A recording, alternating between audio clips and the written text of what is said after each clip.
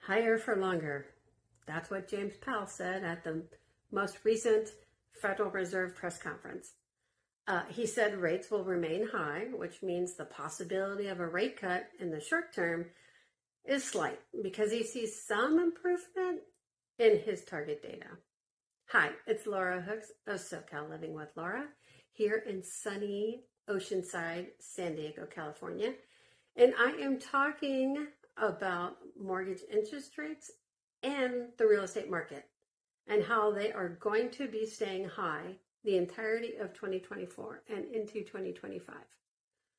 I admit it, I was hopeful that the industry experts and economists were right about getting a rate cut mid-year and maybe at least one more by the end of the year.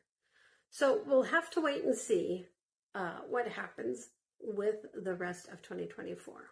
It's hopeful though. I do hear a little talk right now.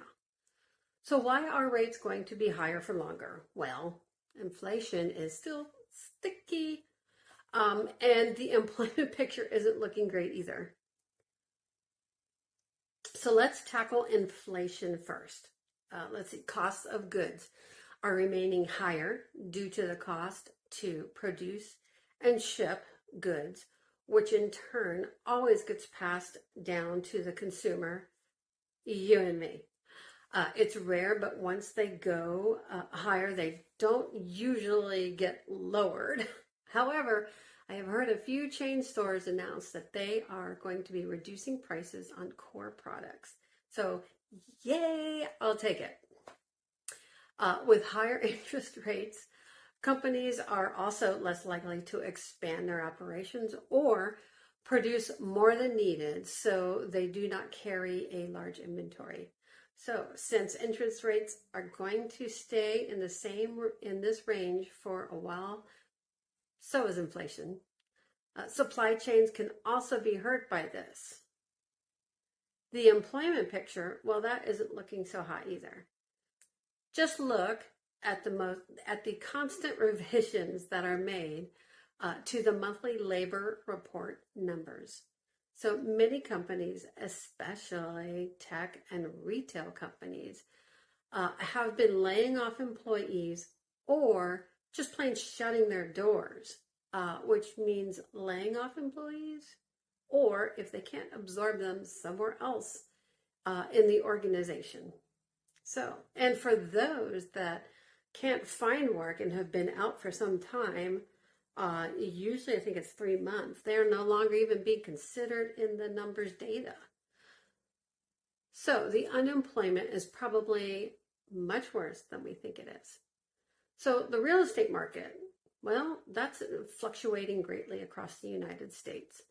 Real estate is an uber local market, meaning if you really want to know what is happening in your market, you should be looking at numbers for your zip code, the city, and the county that you are interested in seeing. If you look at a national map, you'd see many markets are in negative territory, while others are still growing. Insurance is really becoming a top issue for homeowners. It's one of the first things I tell my buyers to consider when I talk with them on my consultations. Homeowners insurance continues to climb, so I believe we should all be prepared for a 2 to 3 times rate increases. That if your carrier doesn't drop you, and an increased deductible. So that comes from my insurance friend over at Farmers. I'm not an expert in finance and the economy, but I am your local real estate expert.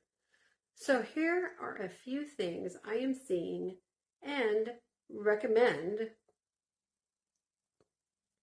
for the near future. Sorry. If you are financially squared away and ready to buy a home, I say buy it.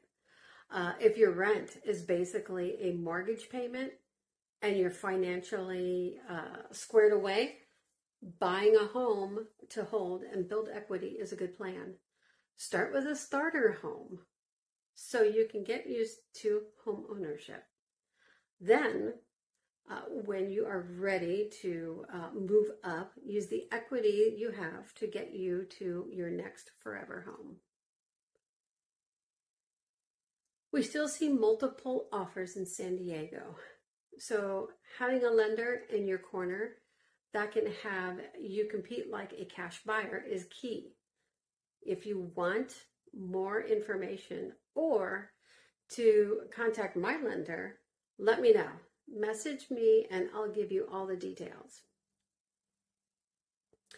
If you are not financially squared away, then my recommendation is to get your emergency fund to $1,000 so you don't have to charge things. Then tackle your debt so you can save for your future. If this sounds familiar, it is. It's advice from Dave Ramsey, which I am a certified financial coach of his program. So if you need help getting started to financial wellness, I can help you with that as well. So just give me a call. Renters will also see an increase in their insurance policies as well, along with their rent increase. Actually, I think, in fact, we might see more inventory come about simply because some homeowners / investors aren't able to continue to shoulder the insurance rate increases and not be able to pass it along to their renters. So this situation could possibly have prices coming down, which will be, of course, a welcome sight. But when will this happen? No one really knows. And the future, it's just one thing that's being talked about out there. So I hope you enjoyed this video and maybe learned a little in the process. So if I can answer any of your questions, or if you are looking to buy or sell a home, please reach out to me. I want to be your real estate resource. All right. Hey, thanks for watching. I really appreciate it.